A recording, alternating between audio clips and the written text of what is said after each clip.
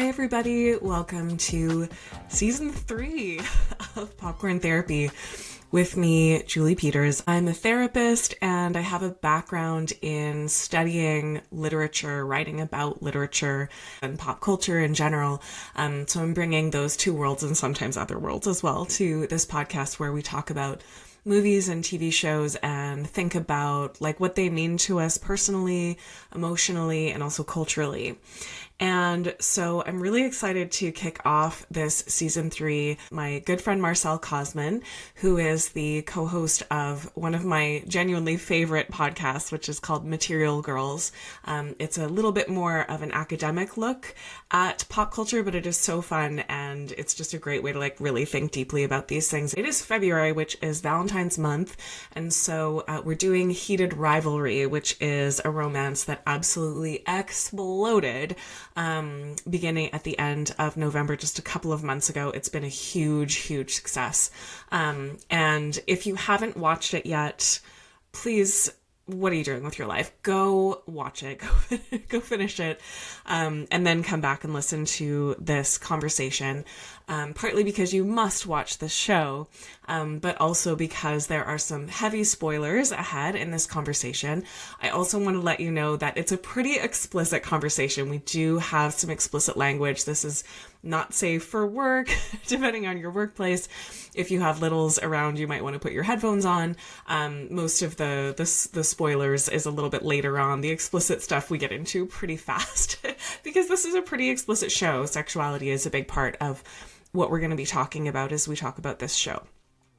So with that being said, please enjoy this conversation with Marcelle Kosman on the phenomenon that is Heated Rivalry. All right, so welcome back to Popcorn Therapy, everybody. I am so excited to have Marcelle Kosman with me on our episode on Heated Rivalry today. I've been wanting to have Marcelle come for a while. Marcelle, how would you like to introduce yourself? What do you want folks to know about you? I want folks to know that I'm a contract instructor at the University of Alberta. That's my day job. But I'm also one of the owners of Witch Please Productions, which is our burgeoning feminist media empire. But we make podcasts, and I'm the co-host of Material Girls, which is a scholarly podcast that uses critical theory to understand the zeitgeist. And I've mentioned Material Girls many times on this podcast because here we talk more about the content. It's more my therapist perspective and other perspectives that come in. But if you enjoy this kind of, breaking down and getting into pop culture, Material Girls is so good. It's definitely, despite like nothing to do with Marcelle being a close friend of mine, I love that podcast. It's one of my top. Thank you, Julie. I'm not just buttering you up, I promise. This is a good way to start, though. Okay, so Heated Rivalry. What is happening? Heated Rivalry. I started watching this show over the holodays. Mm-hmm. And, when I saw it, I think my husband had mentioned it. He's like, this Heated Rivalry thing. I was like, I don't know. It's a picture of two hockey players. Like, why would I watch that? Looks so boring. Mm-hmm. Mm-hmm. Mm-hmm. And then learning more about it, I'm like, okay, that sounds interesting. And several of my mostly straight, mostly female friends were telling me, like, you got to watch the show. It's so good. Yeah. And I started watching it and was staying with my parents over the holidays. And I'm like watching this show in the corner, kind of being like, oh my God, what's going on? Why am I watching this like gay Canadian hockey show? Like, what's going on? And it has absolutely exploded. I think it came out at the end of November. Yeah. And since then, I saw some interesting statistics about it where it's like the most watched original Crave show ever. And one thing that blew my mind is that 30% of people have watched it more than once. Like if you've watched it once, you watch it again. Yeah. And 15% of people have watched it more than 5 times. That's like, incredible. People are obsessed with this show.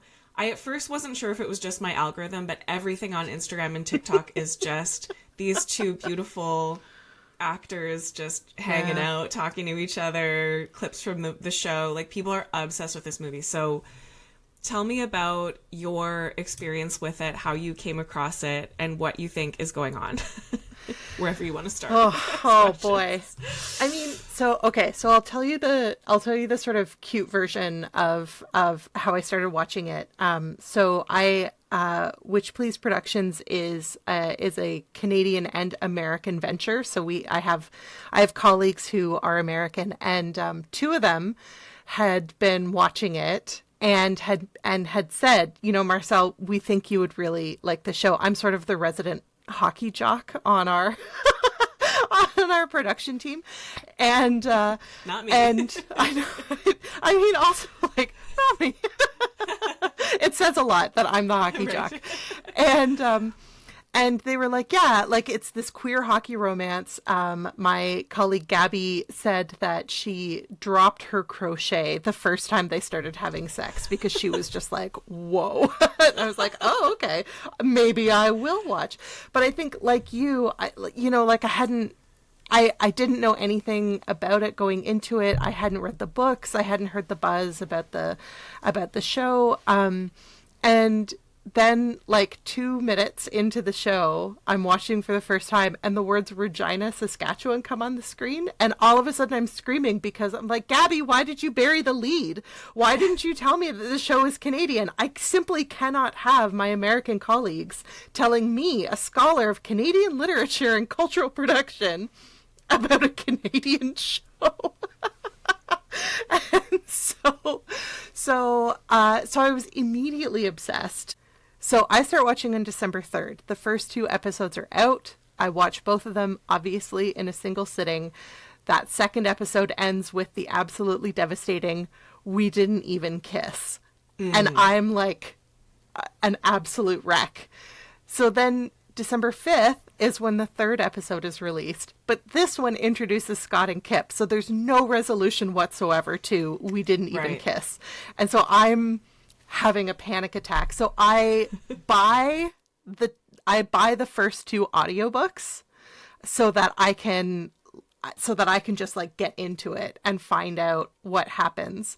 And I managed to get through, I get through the first one, and then I get through, I think, almost the entirety of the second one before episode 4 even comes out a week later. And for folks who are listening who are also considering listening to the audiobooks, it's really important that you know that the narrator uses a voice for Kip that is, I would argue, a hate crime. Like, it's so awful. It's supposed to be like a Brooklyn accent, but it actually sounds like he's making fun of people with developmental disabilities. So I would actually really recommend not listening to the first audiobook. The second one, so that one is called Game Changers. I would recommend not listening to that. But the second one, Heated Rivalry, which is the Ilya and Shane romance novel one. that one's okay. It's okay. Anyway, oh my God. So obviously I was completely obsessed. I fell absolutely in love with these characters. I had so much emotional investment in their budding relationship. Yeah, so the obsession was fast and hard. It was fast and hard. Yes, Julie. Yes, it was. But consensual. But deeply, deeply consensual. Yes. Deeply consensual. Yes. I just have to say, that show is not only Canadian, it's highly, delightfully Canadian. Like, recognizably Canadian. There's some Canadian jokes in there that are really great. And I found out on doing the research I was just looking up a little bit more information about it for our conversation today. A girl that I went to university with, Shayla Hunter, was the intimacy coordinator for this show. And, as soon as I found that out, I was like, okay, I didn't know that she became an actor and an intimacy coordinator, but yes, that totally fits for her. I bet she was wonderful. And I feel like one of the things that, there are lots of theories going around that we can talk about why people are getting so obsessed so fast and hard with this show. But I think for me, one of them was definitely the way the sexuality was expressed, which was tender and very hot, like definitely very like passionate and so on. But I feel like there are so many romances that we've seen, like, if we take, I don't know, just the random example of 50 Shades of Grey, it's very like there's a huge power dynamic between the two characters, and a lot of the sexual tension comes from that power dynamic. And in this show, we see consent being expressed in a way that is still hot. It doesn't ruin the mood. It's not totally boring. Like it feels like a very natural human beings connecting with each other kind of way of expressing consent, which I just don't think that we see that very often. I totally agree. Yeah.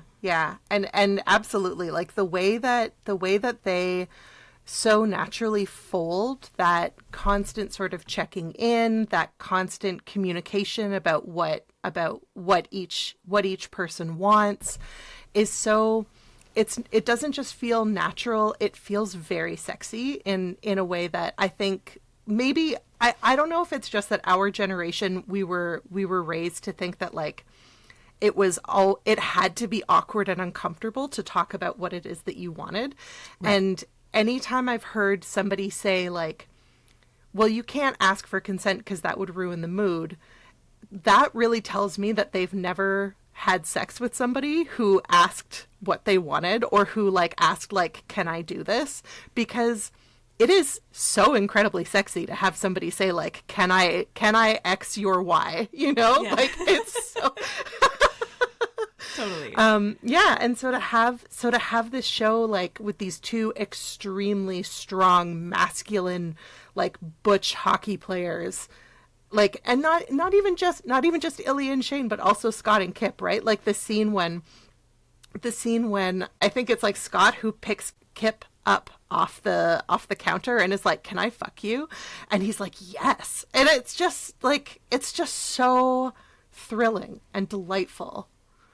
And I think, one thing I really loved was that those roles are reversed in that relationship at a certain point as well. The other asks, can I fuck you? And it's absolutely, right? It's like an absolute yes.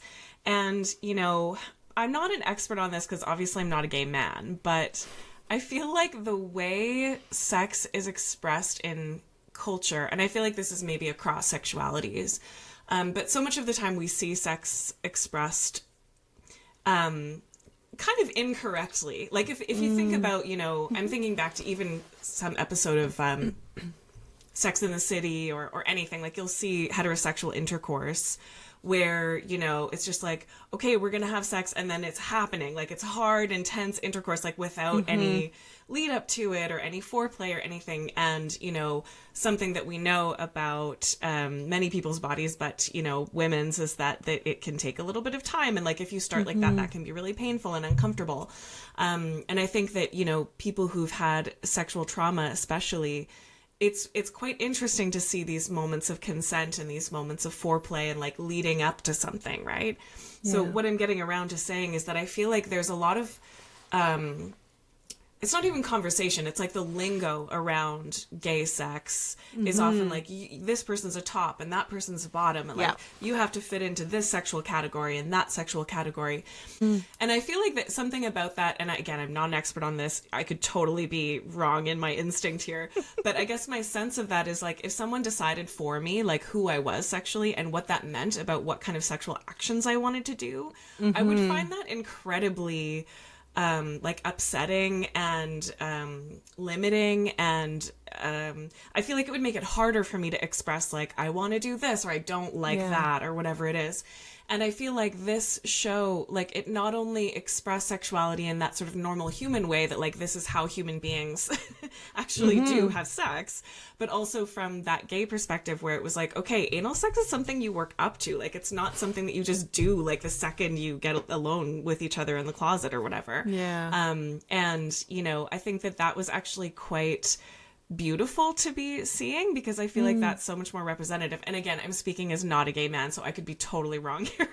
But I guess from my human perspective, it feels like nobody was slotted into, like, nobody used that language throughout the whole show. Like, nobody was saying, you're this and you're that and you have to do this and you have to be into that. Like, you know, Shane was learning that about himself, right? And there is a moment where he says to his girlfriend, from girlfriend to girlfriend, right? Yeah. I think actually maybe I like being in this position more than the other one. And she's like, oh, that's so great. Like, I love that you're learning that about yourself. And it's not something that he knew right away. Like, it's something that these two kind of had to figure out in that dynamic together. And I feel like there's something like very humanizing about that experience. Yeah. Well, I guess one of the, I hesitate to bring it up because anytime it's come up in my proximity, I'm always really mad about it. But I feel like as a result of that, I have to bring it up. But I have heard, not from anybody in my immediate circle, but like in seeing people's responses to this criticism that this isn't how gay men have sex. And the responses that I have seen have all been so like, okay, so on the one hand, well, like Bridgerton is also not how straight people have sex. Like, there are a lot of things about the sex of the show that are not realistic because it's romance. And so like, so for example, like we don't see Shane douching before his like first experience of penetration. Right. But like, it's also romance, so that's not the point. That's not what we're here for. It's not educational in that sense. I should say this too because my podcast Material Girls will have an episode about Heated Rivalry coming out in a couple of weeks. I think around Valentine's Day, I think was the plan. One of the things that the guest that we had on, one of the things that she talked about with respect to this criticism that like this isn't how, like this isn't real sex, or this isn't a realistic depiction of sex, is like, okay, but like in no romance novels or no romance television series do we have women needing to like manage their periods. Do you know what I mean? So like there are so many parts of sexuality that we omit in order to focus on the stuff that is sexy in this sort of like kind of neat and tidy way, so that you can emphasize the pleasure and not have to focus on the work that often goes into getting ready to have sex. And in that sense, I think like, I actually nevertheless think that the show does a really beautiful job of like making sex seem realistic.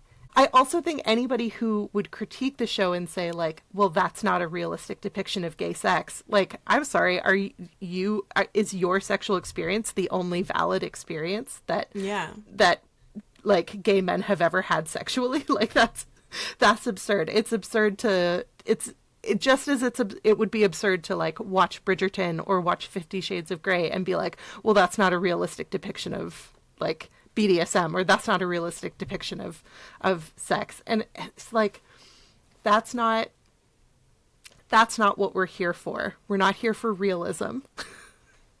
We're here for a romantic fantasy or a romantic escape from like the day to day.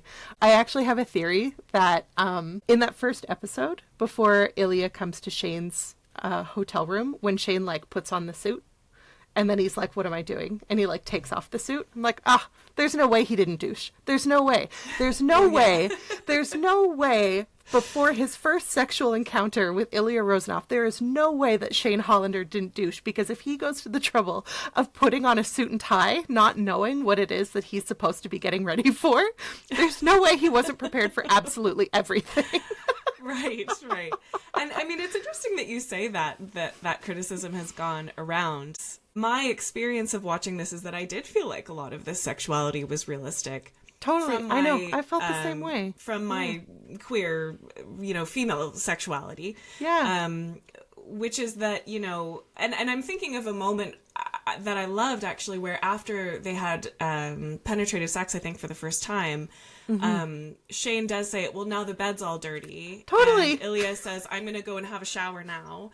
And, like, they do kind of have that conversation, right? About, like, okay, there is a little bit of, like, non-sexual labor that goes into this sexual experience.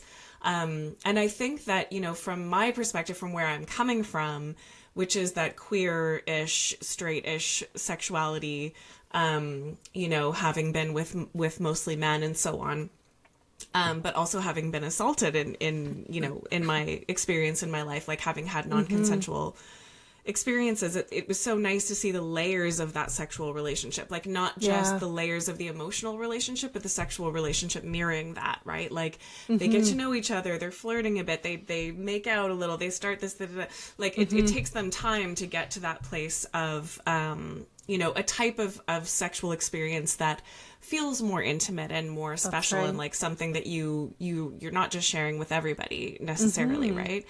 And so what I'm curious about that is that, especially if there are gay men who are saying that's not realistic, I'm wondering about this show, because there are so many straight or straightish women who love this show. Is it actually, I know it was written by a woman. I don't know too much about her perspective or the books, so maybe I'll have more to say about this. But, is this expressing like a more heterosexual romance just through male characters, right? Because I did kind of notice there is that dynamic of like Shane is a little bit more of the I don't know what you call it. He's got that sort of main character, like usually in a romance there will be the young woman who's like different from everybody else in some way, and whatever it is, and she's attracted to someone who's a little unavailable, which Ilya is definitely unavailable for a lot of it. He's kind of hot and cold, like, very Christian Grey, kind of like, I'll come and I'll blow your mind sexually and then I'll just disappear and you won't really know what I'm thinking, but actually the truth is that I love you. And like that's a fantasy that a lot of women have had that gets expressed in romance, which is, this unavailable man actually loves me really deeply, and that's, from a therapist's perspective, problematic because, I feel like we've been kind of trained to want to earn unavailable men, and that if we can earn those unavailable men, we can prove ourselves to be lovable, which does happen in this show, right? So am I actually seeing, like, is this show actually kind of made for me, as a straightish woman, seeing men behaving in these ways that are, taught to me in terms of what romance is supposed to look like. And so I can easily place myself into it without actually having to be in it, which is a whole other theory about women enjoying it because they're not part of it. And so on. We can get to that one. But yeah, curious what you think about that. Like, is this, just a fantasy for me? I mean, I don't think that that's impossible by any means, but I do know a lot of gay men who love this show. I think that these things can coexist. I think that it can very much be a quote unquote female gaze type of perspective. So what little I know about Rachel Reed, the author, is that she came up as a lot of contemporary romance writers did. She sort of came up in the fan fiction community. And so she's writing in a tradition that I'm quoting the guest on my podcast. But she talks about it's a tradition of like men loving men romance, and it is predominantly written by women and by trans men and by non-binary people. So I do think that there is a real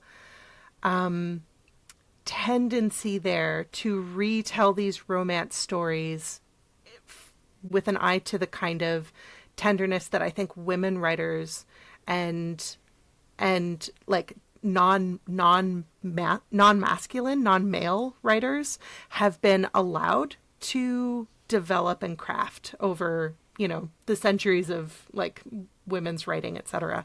So I don't think you're wrong about that. I do think that it is very much for us.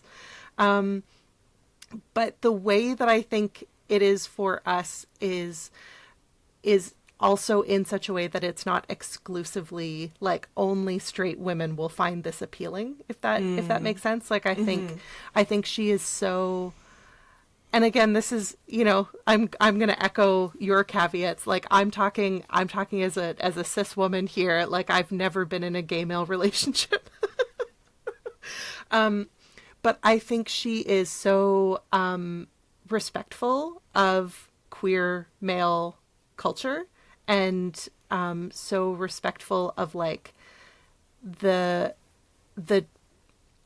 concerns in particular that like men in professional sports, particularly professional hockey, have about like stereotypes around masculinity and expectations. Like, she's able to hit on those things in a way that doesn't, I think, turn our male characters into caricatures of gay men. Do you know what I mean? Like, they're still so well developed. They're still so complex. They're still so interesting.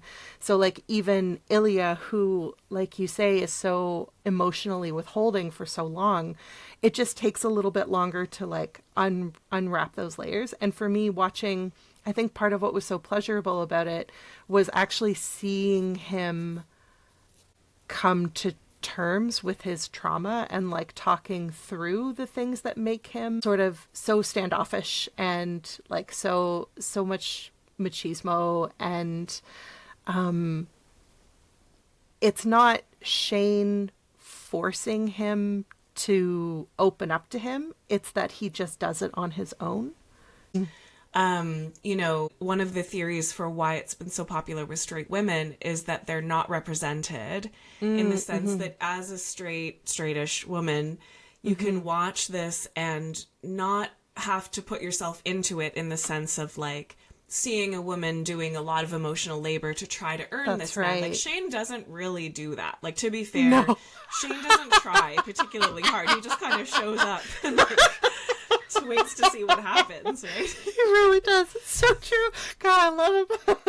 Yeah, and he's often just like, you're an asshole. Like, why are you being an asshole? Exactly. Yeah. And he's just like, do you want me here or not? Like, what either way? Like, I just kind of want to know. Like, it's coming from that perspective as opposed to him putting a lot of effort into it, right? That's right. And I'm on a little bit of a theme in this podcast of sort of emotional labor and motherhood. I just finished doing a podcast with a friend on Night Bitch and If I Had Legs I'd Kick You, which is in one of the layers of that is just how thoroughly women have been trained and people raised as women have been trained to focus on everybody's needs, take care of everybody else, have the responsibility for the family, all that stuff. And so I did think it was interesting, like, do people love watching this because they're watching men do this emotional labor, right? That being said, there are a few female characters who exclusively do emotional labor. I think, you know, like these sort of best friends and these, you know, whatever it is. Yeah. These women are kind of trying to encourage Shane and Ilya, like, it's okay if you're gay. It's okay if you like men. Like, you know, I forget her name. Rose, I think it is. Rose, is the girlfriend. The actress. Yeah, the girlfriend that Shane is with for a while. She's so kind about kind of getting rejected by Shane instead of taking that to heart, which, like, let's be honest, if that happened to me, whether that person was gay or for whatever reason, I would still feel that it was like, well, you don't like me because I'm not attractive enough or whatever it is. Instead of that, she says, oh, don't worry, all my boyfriends have been gay because I've been in theater for so long and like it's okay and I'm a safe space for you and you can be that and all that. And I feel like she really does kind of bring that emotional labor a little bit to the table. Svetlana is doing that for Ilya at the same time. And I think another piece to that is that it was kind of sweet and a little frustrating to watch these men try to figure out how to communicate with each other, right? Because again, women and people who have been raised as women have been taught so much about emotional communication, verbal communication, who you can talk to, how you can talk to them. You know, women in some ways have kind of an emotional privilege where it's much more socially acceptable for women to gather in groups of other women or women-ish, you know, people on that feminine spectrum who could just like talk deeply about their feelings and their lives. And men don't have that cultural acceptance for that, right? Not that they wouldn't want to necessarily, but they're not trained to do that, and it's like considered weird or unusual, you know, for men to sit around like talking late into the night about their deepest feelings. And so, you know, it was kind of interesting and tender to see Shane and Ilya try to figure out how to tell each other like just what they were thinking and feeling. And I just loved that scene when Shane says like, why don't you just tell me everything you're feeling but in Russian so that you know I won't understand it. There's like no threat here, but you can still have said it. And, you know, what an interesting moment of emotional connection that like allowed Ilya his space and privacy while at the same time connecting and witnessing. Like that was, I mean, very male coded, maybe, right? Like maybe that's exactly sort of how, you know, someone raised as a man might want to be able to express is like privately and safely, but still being witnessed and cared about while they're doing that. Like I could kind of see that working, right? Yeah, yeah, totally. And I think I'm also thinking about that scene when Shane comes out to Ilya and tells him that he's gay, and Ilya's like, okay, so what? And he's like, I need to tell somebody. Who else am I going to tell? and that was really like very similarly this moment of like these men like very imperfectly communicating with each other and then realizing, I guess in a way that mirrors them learning, like they obviously learn how to connect sexually first, and then they learn how to connect emotionally after. Right. But in this way, in this conversation, they're similarly doing this thing where like they are trying stuff out and then actually just straight up communicating what they need. Like Shane is saying, I don't have anyone to tell. Can you please not be an asshole for 5 minutes because I need to talk to someone about this. And then Ilya holds him while he cries. And it's just like the most incredibly vulnerable, but with such minimal like verbal communication. I'm getting emotional just thinking about it. I forgot about that scene. Anyway, and I think at the point that they have those tender moments too, like the first time they say each other's first name when they're sexually together, it's like this sort of moment of revelation for the two of them where they're like, whoa, that just got so much more intimate. Like after everything sexual that they had done before, to say each other's first names was like, that was a whole new level of intimacy between them. And then the other moment I think that really was just so sweet was the tuna melts, right? Oh, I know. And Ilya's like, I'm making you a tuna melt. And Shane's like, You're what? Like, what do you mean you're making me a tuna melt? Like, it's just this sweet sort of domestic moment, right? And that was, these levels of intimacy that, not that Shane wasn't a little freaked out about that, the sexual sides of it, like, totally. throughout. But I feel like those are the moments that felt even more impactful for him because they were tender and it's this sort of other layer of vulnerability. And I think that from a perspective of somebody who's like, especially in a hyper-masculine closeted culture like hockey, which I had never even thought of that before, but of course there are going to be gay hockey players. Like, of course. Yeah. And how sweet that a hockey player came out after seeing this show. Like that sort of had a ripple effect in the real world too, where so many people are responding to that and so on. So, you know, and I mean, not that women, even if women and people raised to be women are, tend to be trained better to have these emotional conversations, it doesn't actually mean we're that much better at them, right? Like, oh, hell no. Still have those moments of vulnerability and like making mistakes and imperfect communication and try and get things across. Like, I think that's sort of humanly relatable as well. Totally. And like being good at communicating verbally doesn't mean you're not good at being manipulative verbally. You know what I mean? And I know that for me, like when I was growing up, being able to manipulate my partners verbally was it was like one of the ways that I was able to like claim power in. I have the language for this now. I obviously did not have the language for this when I was a teenager, but like that was for me a way of like claiming power in a very asymmetrical like power imbalance relationship. And I think one of the things that the show does really well is provide us with, I hesitate to even say fantasy, because the show is like, what is the fantasy? Like sexy rich men is the fantasy. It's like not there's we all want a cottage, like Shane we all want a cottage, right? there's no, like, there are no castles, there are no dragons. Like, the fantasy is just wealth. Right. But that these characters are able to learn about themselves and learn about one another and learn to love one another in the way that they both need to be loved.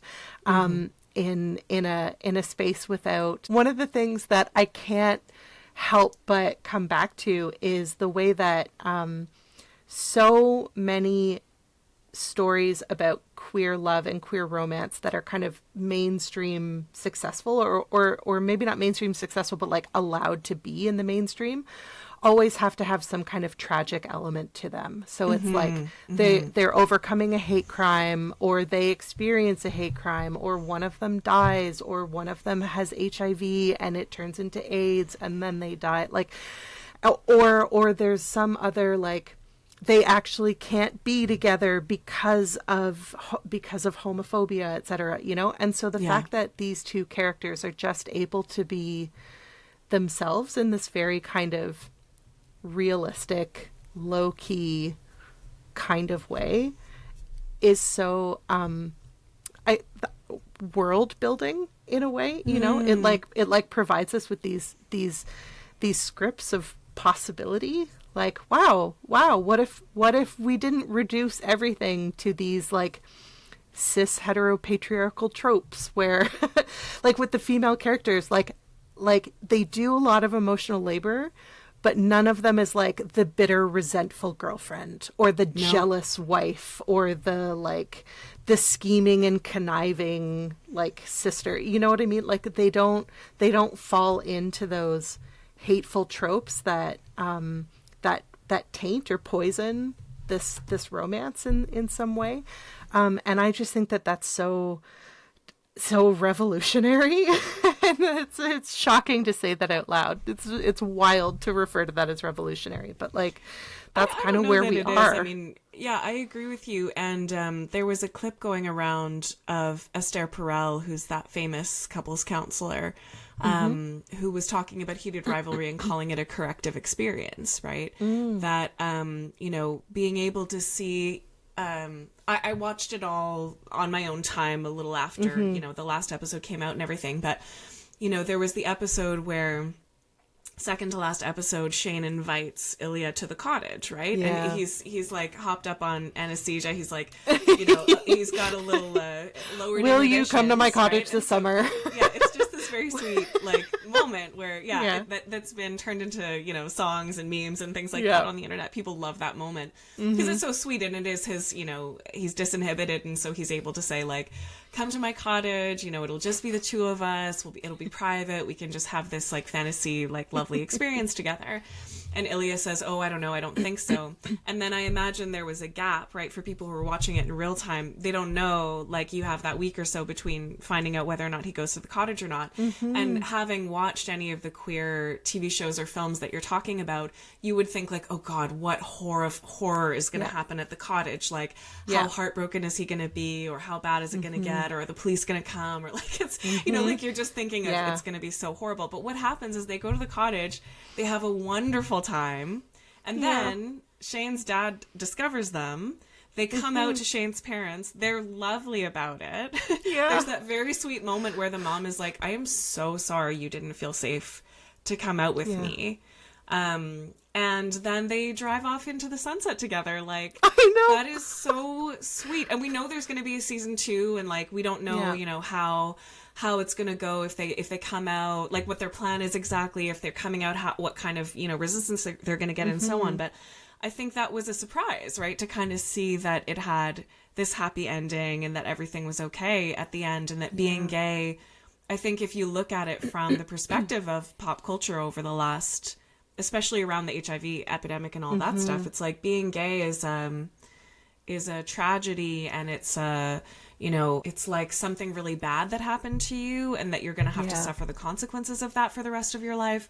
And to be able to see that doesn't have to be the case, it does feel revolutionary, right? It feels so including of the gay community just in life, you know, like you can ride off into the sunset together. And you don't have to be, these stereotypes or, killed at the end of it or whatever it is. I think about horror a lot on this podcast, and I know you've done lots of stuff about that as well. But so often in horror movies, the social outcast will be one of the ones who's killed, right? Like it's like usually the queer person would be one of the first to be taken down in any horror movie. It wasn't horror by any stretch of the imagination, but I think that's what we're used to seeing, and here's a case where they get to be the heroes, and like how wonderful is that? Right? Yeah, it's huge. So one of my favorite moments in the show was the Scott and Kip interlude side quest. And it was so interesting to have this completely different, like, oh, we're with other characters now, like what's going on. And I think at the end of the episode where we meet Scott and Kip, like they fall in love, they have this great relationship, but Scott is saying, if you want to be with me, you have to be in the closet with me because I can't come out in this situation that I'm in, which is really hard for Kip. And at the end of that episode, I thought they had kind of broken up. I don't really know. I guess it wasn't that explicit, but things weren't going so well. And then there's this scene of Scott just watching Kip celebrate his birthday with his friends at this gay bar that they all go to. And he's just literally on the outside looking in, right? And it's sad. And I think that moment is something that we've seen in romance before as well, where, we can be together, but only on my terms. We can be together, but you have to be, you have to pretend to be this thing. And it's another one of these ways where the fantasy and romance is that that couple gets to come out together as vampire or whatever the in the closet might be. And then of course there's the episode, I think it's the one right after that, where Scott comes out so publicly. He invites Kip onto the ice and kisses him in front of this huge audience of people. And I feel like I don't cry that often watching movies and TV shows unless I'm like horribly triggered and having a panic attack or something. But this was a case where I was full crying. Like, this was so beautiful and so sweet and just so emotionally incredible. Like, to have, moved through that and to see Kit be able to come out and for them to be able to be together. I think a lot of viewers felt really sad for Scott in that moment, right? Because it's like, okay, you're keeping your boyfriend in the closet, but also you can't be happy publicly. Like, nobody can know who you really are. And then to just have this really courageous moment of like, I don't care what happens with my career, I'm going to be who I am. Oh, that was just a huge highlight of the show for me, for sure. Totally. Yeah. I think I think that this show did such a phenomenal job adapting the books. And so there are, I think, 6 books in the Game Changers series. And the first novel is about Scott and Kip. And so I think one of the challenges that the show had to get around was distilling the complexities of that relationship down into really like just 2 episodes, like not even 2 full episodes, but like 1.5 episodes. Yeah. And I think they did a really good job. All things considered, what the show isn't really able to do is get into the details of like how much it costs Scott to give up this thing that like this experience of being himself fully for the first time in his adult life. And like, it's also, the show is like, it asks us to believe that after one sexy night with Kip, he's like, why don't you just move in with me? And Kip is like, okay. Right. It doesn't happen like that in the book. They take it a little bit more slowly. It's very lesbian coded. They like Kip shows up with a U-Haul. Like it's U-Haul, very, but what happens in the book is that Scott shows up at so Kip lives with his parents, as he does. He lives with his dad in the show. He lives with his mom and dad in the book. And Scott shows up at their house and apologizes to Kip and tells him that he doesn't care. He's ready. He wants to be with him. And he introduces himself to his parents. And the reason why that's important in the book is because lying to his parents is the thing that's the hardest for Kip. And And you know, they do the thing where he's like, I'm not ready to come out publicly yet, but I want you to know who I am. I want you to know that I love your son, etc. And so then when he invites Kip onto the ice, it's still a surprise to him and to Kip, because he's sort of like, I don't know what I'm doing, but it feels right. We're going to do this. And so when I was watching, because at this point I had read the book, I had listened to the book so quickly. When I was watching, I was so amazed to find that even though I knew exactly what was going to happen, I still felt like I was on the edge of my seat. And there were so many ways that this show feeds into that positivity in ways that you don't necessarily notice on the first watch. But as they're sort of moving from Scott's perspective, beckoning Kip onto the ice, as they move to Ilya and Shane, like watching the Stanley Cup final in their separate houses or whatever. Then at one point the announcers were like, oh, this must be a lucky fan. What's going on here? And then when they start kissing, you hear one of the announcers go, good for Scott Hunter. Like there's just this full bellied, like, wow, good for him kind of. And that is the work of adaptation that makes me believe that adaptations are possible. Do you know what I mean? Like, it was so considerate and so thoughtful, and so like, what can we give to the people who have read these books so that it is just as thrilling for them to watch as it is for somebody watching who like this is their first time. Yeah, so I would love to know so which category are you in? How many times have you watched the show? Like, are you in the 15% that watch it more than 5 times? No. The 30% that watched it twice? What number are we at? I'm in the 30% that has watched it twice. And I often think about like doing a rewatch.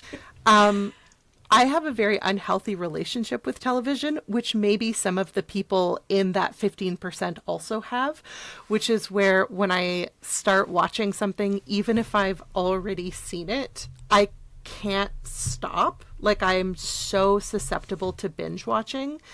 I remember I messaged to our Witch Please Productions group chat. I was like, thank God only the first 2 episodes are out, because I can see myself like doing actual damage to my psyche by just like powering through every single episode, even though I only started at 11 p.m., you know? And, you know, something that we've talked about on this podcast before is like, rewatching has a relationship with anxiety, right? Binge watching is something a lot of people do to self-soothe. Yeah. And are there ever a lot of reasons to want to self-soothe today, right now, with what's happening in the world? And also, what a place to go to, right? Like, what a world to live in.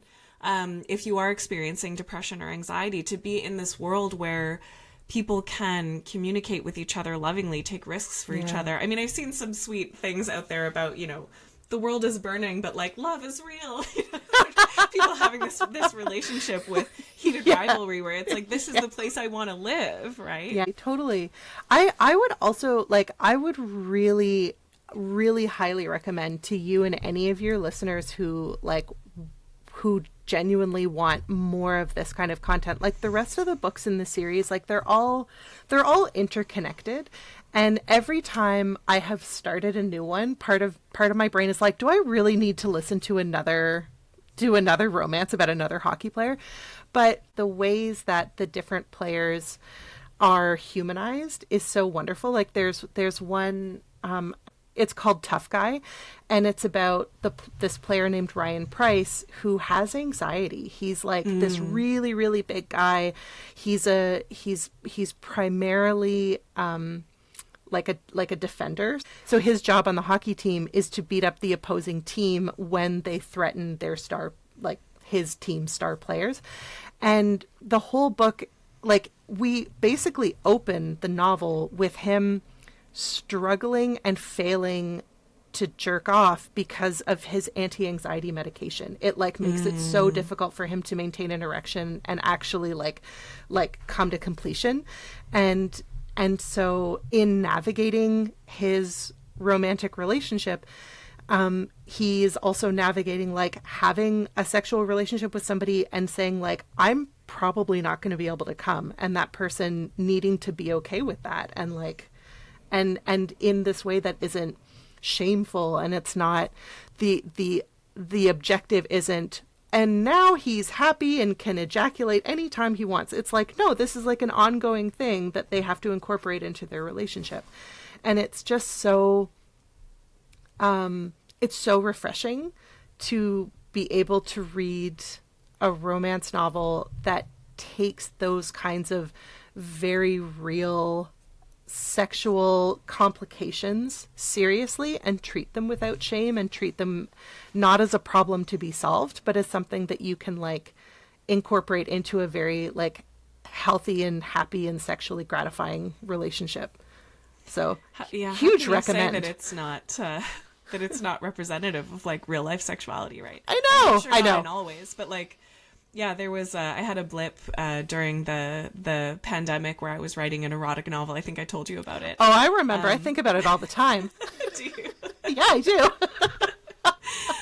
my agent Robert Lecker, who we both know, was just very clearly like, he said it in a very nice way, but he was like, "This is pretty bad." Like, this is.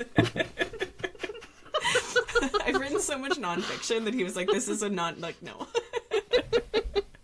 But maybe one day I'll pick it up again. I've been practicing my short stories with my goddess novels. But anyway, one of the things I wanted to do with that novel was have those kinds of moments, right? Where there's like mess, or, you know, where even just things like you never see anyone go to the bathroom in these kinds of, you know, movies and books and stuff. And exactly. I love that idea of, anxiety medication. Like, that's one of the reasons that it can affect your sexual performance or response or whatever it is. And, you know, I can relate to that from anxiety medication, but also postpartum and like, you know, hormonal shifts and all of those things. Like, it can really affect the way that you experience sexuality, and to have that represented and in a way that's still like a fantasy romance in terms of all those other things, like, I think that's really lovely. So I would love to know if there are just like other particular moments in the show that like were particularly resonant for you, or that you really remember, or that you want to talk about. Do you remember a couple of years ago when there was a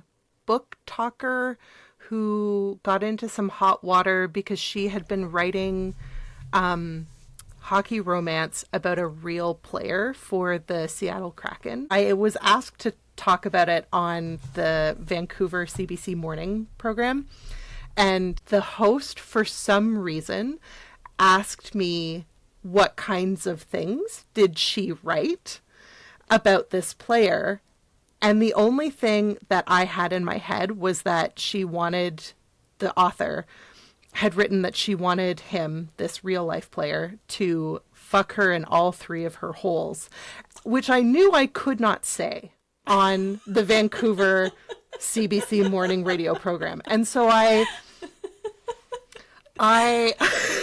stumbled my way through like, well, I didn't read it. So I can't really speak to that. Anyway, it was a disaster. I wish I could go back in time, but I can't. The thing that really stayed with me about that horrible experience that I wish I had been able to say is that when you're writing about real people, these are real people with like real material existence in the world. And so even just by slapping someone else's name onto that character, it's such an important way to respect the personal life of the person who you are fantasizing about. And I think this was one of the reasons why I was a little bit hesitant to start watching Heated Rivalry. Like, I wouldn't have thought of myself as interested in hockey romance to begin with, but the fact that it had been kind of shaped for me by the the trend among some folks of writing about real life players, despite their request that they not do that, made me really like reluctant to get into it. But I think I'm so just tickled by the way that Rachel Reed has so clearly and genuinely represented like the hockey rivalry between Montreal and Boston. Like we both lived in Montreal at the same time. Like it was impossible to escape. Like even though I am like definitely an Edmonton Oilers fan through and through, like I know about the team. I know like when members of the team are traded or put on waivers, I'm like aware and I pay attention. I have feelings about it in a way that I don't have those feelings about the Montreal Canadiens anymore. It's a struggle for me to like Ilya Rozanov, not because he's a cocky asshole, but because he plays for the fictional rival team of the Montreal Canadiens. The fictional Montreal Canadiens. So the Montreal Metros and the Boston Raiders, and like, right. There's absolutely no Montreal Metros merch that I have any interest in wearing. Whereas like the Boston Raiders shirt, for some reason, that Ilya is wearing in that final episode before he goes to meet Shane's parents, and Shane is like, can you change? Or like, that's not going to help or whatever. And he's like, oh, did they not know that I play for Boston? Like, I have such a fondness for that t-shirt and I like really want it, but I can't bring myself to wear it because the rivalry is so real. It's in my DNA. So I guess all of this is just like a really roundabout way of saying, I think for me, one of the most surprising and exciting parts of this series was the way that it like played, it like allowed me and made space for me to be a hockey fan and also a reader of romance at the same time in a way that shouldn't be impossible by any means, but like the fact that neither of those communities gets sidelined or neither of those communities gets like ridiculed even a little bit is, I think, just lovely. Just a lovely gift. You're making it sound like hockey romance is a thing. It is. Sounds like it really is. This is a surprise to me. It really is. Yeah, I didn't know, but it really is. It's a proper subgenre of romance and this fiction. is a subgenre that I'm assuming is consumed mostly by women. Mm-hmm. Okay, consumed by and written by. And written by women. Interesting. And it's usually male hockey players. Like, that's what we're talking about? I don't know, actually. Like, it's not always men loving men. Like, there's lots and lots of examples of like straight hockey romances. Okay. Yeah, and that horrifying example of like wanting him to fuck her in all three of her holes, real book talker stuff. That was a M/F romance. Men slashing women. Right. Okay, so that's interesting because there has been so much conversation about straight women being really into the show. Not that there aren't other people who are into it, and I've seen some very sweet, like, real-time reactions of straight men crying at that scene where, you know, Scott and Kip kiss and everything. Right. And I think my rewatch experience, I'm kind of waiting, I think, for my husband to watch it because I think he would really love it for the hockey reason and other things. Yeah. And also now he watches hockey, and every time I see hockey come up on the TV, when do they kiss? Like, ooh, like what?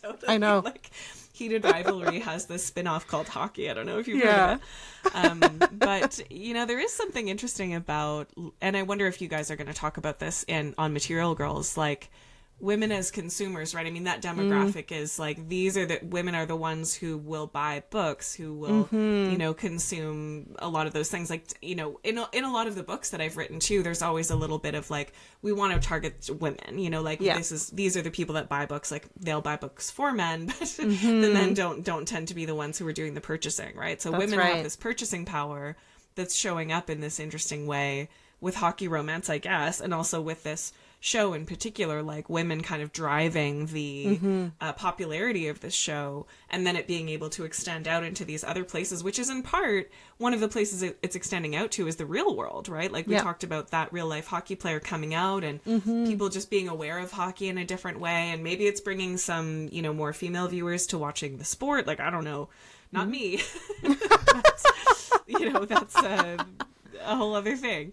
Yeah, maybe there's something interesting about that, like why straight women were, and maybe to go with that theory that maybe this show was kind of, you know, it's like a heterosexual romance, but starring men, allowing women to have this distance to watch it and see themselves in it without, you know, and also seeing men being tender and vulnerable in a way that's like not threatening and so on. I mean, yeah, there's some interesting stuff going on here about why it's become so popular. Yeah, absolutely. I think it's also maybe not purely coincidental that this is Canadian content going mainstream at a time when the shitty behavior of the American administration is like undeniable.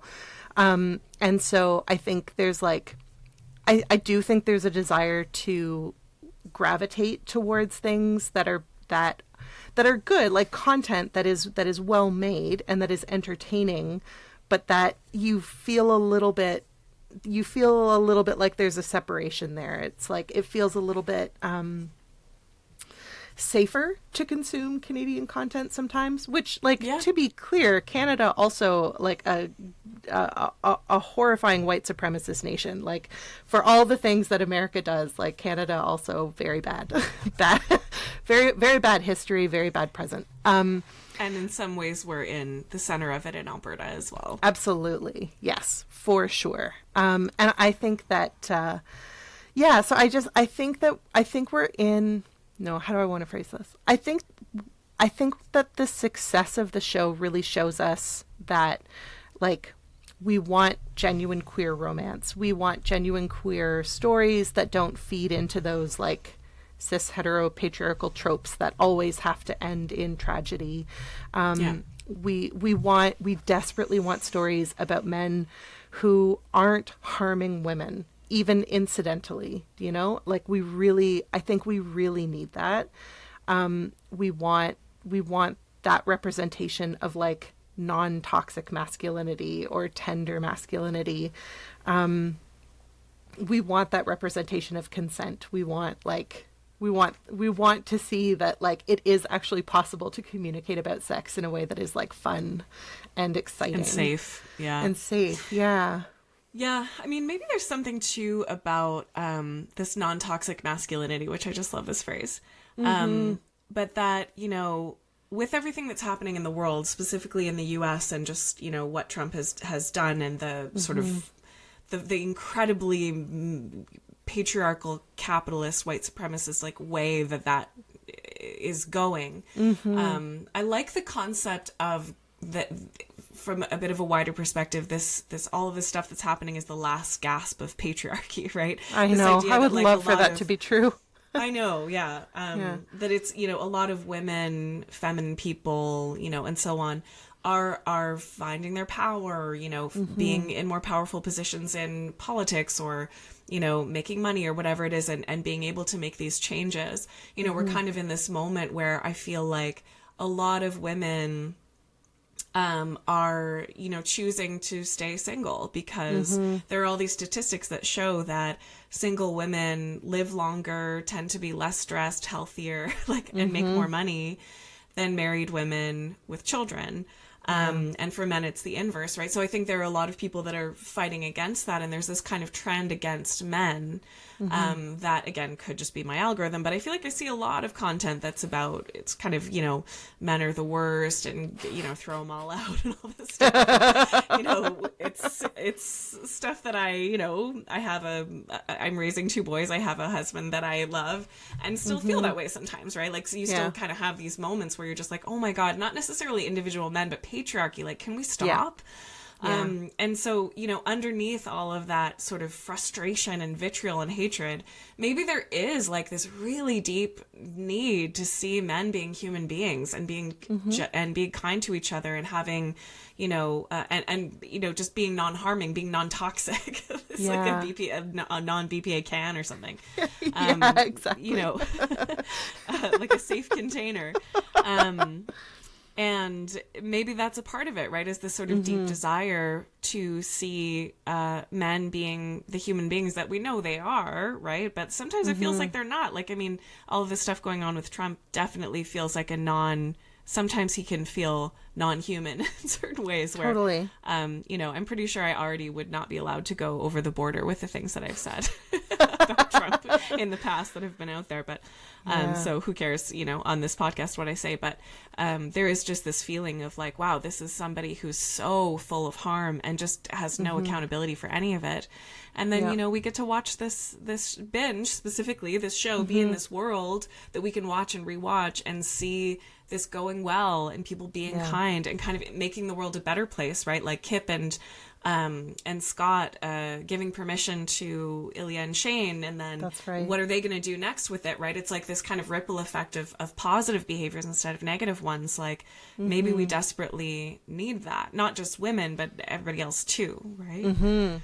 Yeah, absolutely. The guest on Material Girls, Hope Rehak, referred to the show as being great PR for men. Like they like they need it. They need it. They, This is the time. this is the time. Absolutely. And like I have talked, I think in our episode about Keanu Reeves, I talked really emphatically about how much we need positive representation. We like need positive male role models to like in the spotlight. We need it desperately Weight-bearing men, I think was what you because how you load called it. load-bearing men. Load-bearing men, Yeah. Because like some of our children are boys, some of our partners are men, some of our favorite people are men, and like we all learn how to be in the world by looking at public figures and figuring out who we are in relation to those public figures. And Me Too was such an impactful time. #MeToo, when everybody talked about all of their experiences of sexual violence and sexual harassment. It was such an impactful moment of realizing, not realizing, because I think we all knew that it was so widespread, but actually seeing it articulated in print, how widespread the violence of patriarchy had been and had become, and not in a historical context, but in a present, everyday, when I go to work, I experience this. When I ride the bus, I experience this. When I'm at home with my spouse, I experience this. Like it was so massive, and it was an important cultural shift. But like, as much as we want to say like, yes, all men, get rid of them, it is 50% of the population. We simply can't. And so being able to say like, okay, you know what? Pedro Pascal, good. Keanu Reeves, good. Shane and Ilya, good. Is what we're a media saturated landscape. Like, what else can we do except point to positive representation and celebrate positive representation instead of just saying like, you know, it's sort of like with raising kids. Speaking of emotional labor, you can't just say no. You have to tell them what the correct behavior is. Right. And it feels like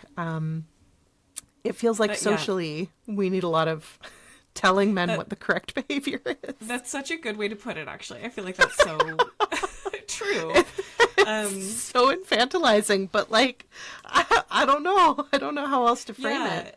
And on the podcast, I've been doing I have a little masculinity thread that I've been following. And I did an episode about Pedro Pascal, actually. I don't think I used the word load-bearing man, but, you know, from that perspective of like, here's, you know, the one example of a man who's safe and so on, and how dangerous that might be for him, right, in his career, potentially, because that's, you know, load-bearing, right? Like there's a lot of weight on him in terms of that. And what that meant for him as an example of masculinity. And one of the things that we talked about, I was talking with my friend Jeremy Johnston Kay, who's also a dad, about how maybe Pedro Pascal can be vulnerable and soft and so on, because so many of his roles have been extremely violent, extremely masculine. Like it gives him a pass in a way to be able to be that load-bearing man, right? In the episode that I did on the F1 movie, which is up for an Oscar, which I think is hilarious, Best Picture.